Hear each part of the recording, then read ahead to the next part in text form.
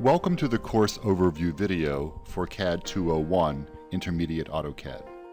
In CAD201, we return to the same project which we developed in CAD101 so that you can strengthen your skills and gain additional confidence.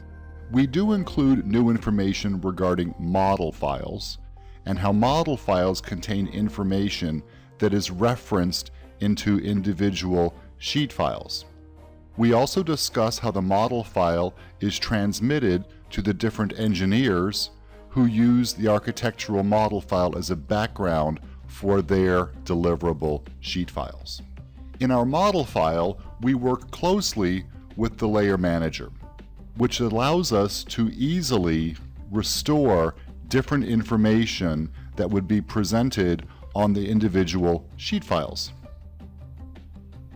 We continue learning about paper model space, and we will also end up printing these drawings. So you can see these are the different sheet files.